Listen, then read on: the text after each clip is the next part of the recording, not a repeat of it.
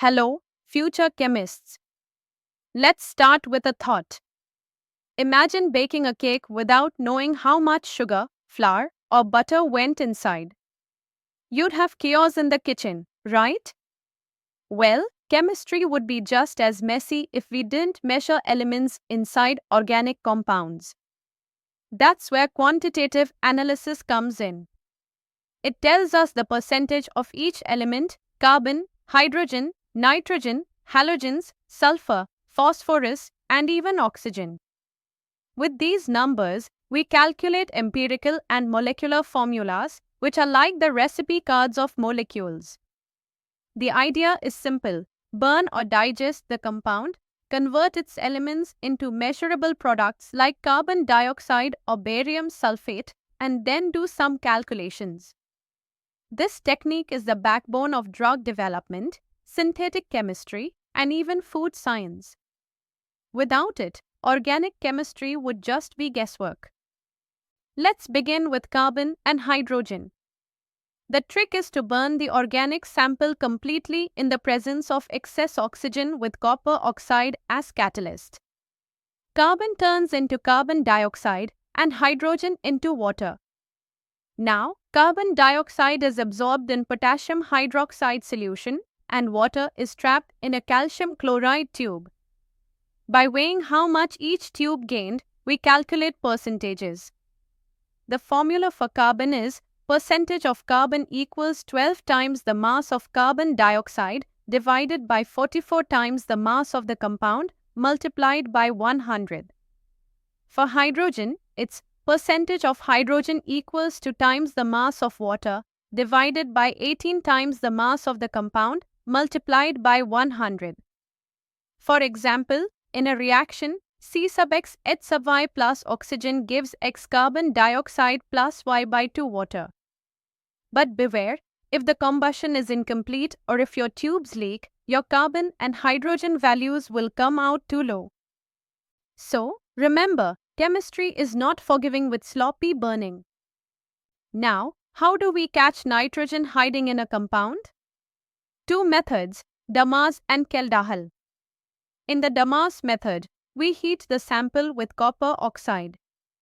Nitrogen is released as nitrogen gas, which we measure after absorbing carbon dioxide in potassium hydroxide.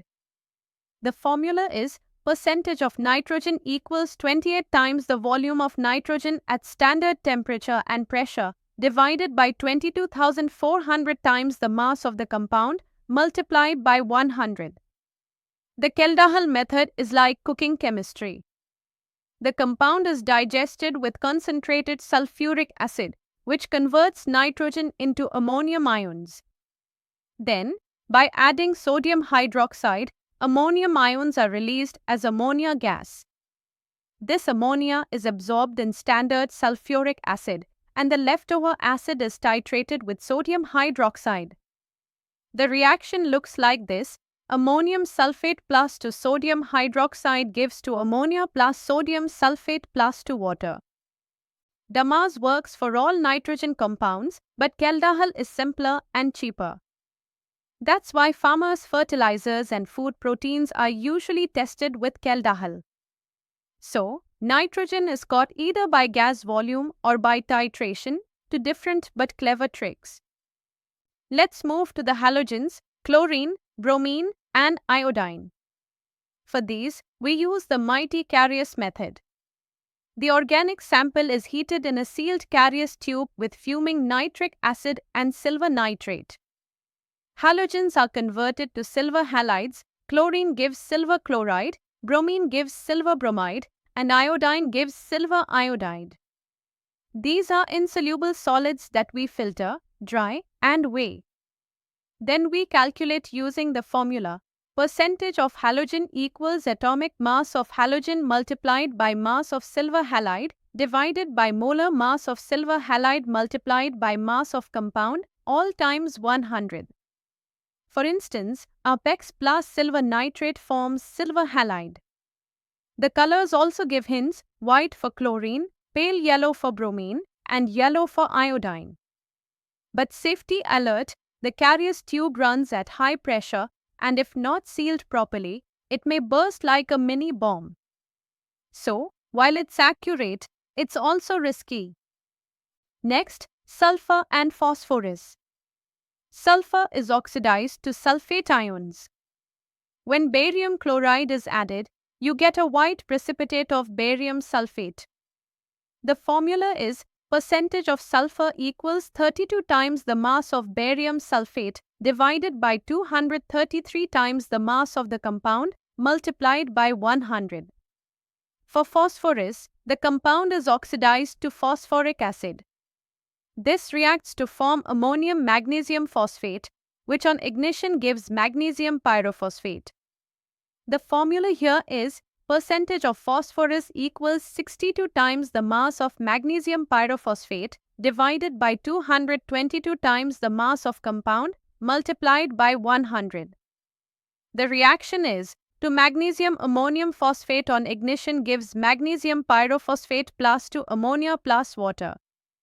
The key here is gentle heating. Too much heat and you might decompose the very phosphate you are trying to measure. So patience is the secret ingredient in phosphorus analysis.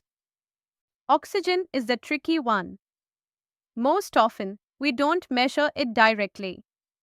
Instead, we calculate by subtraction. Percentage of oxygen equals 100 minus the sum of carbon, hydrogen, nitrogen, halogen, sulfur, and phosphorus percentages. But there is also a direct method. The organic compound is decomposed, releasing oxygen as carbon monoxide. That carbon monoxide is then passed over iodine pentoxide. The reaction is iodine pentoxide plus 5 carbon monoxide gives iodine plus 5 carbon dioxide. The amount of carbon dioxide or iodine formed gives the oxygen percentage. Although clever, this method is rarely used because it needs specialized glassware. Nowadays, CHN analyzers do this quickly and precisely, giving us carbon, hydrogen, nitrogen, and oxygen in a single run. It's like upgrading from manual cooking to a microwave oven. So, let's wrap this up. Quantitative analysis is the art of finding exact percentages of elements in organic compounds. Carbon and hydrogen are measured by combustion into carbon dioxide and water. Nitrogen by either Dumas gas analysis or Kjeldahl digestion. Halogens by Carius method, forming silver halides. Sulphur and phosphorus by gravimetric precipitation into barium sulfate or magnesium pyrophosphate. Oxygen is usually calculated by difference.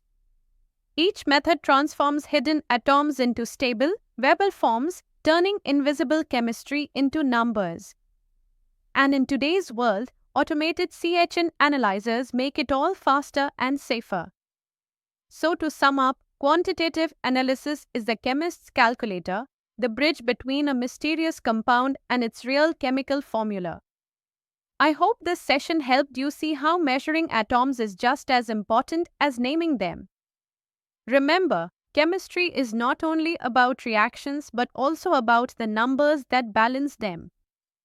Until next class, stay curious, stay accurate, and keep enjoying the invisible magic of molecules.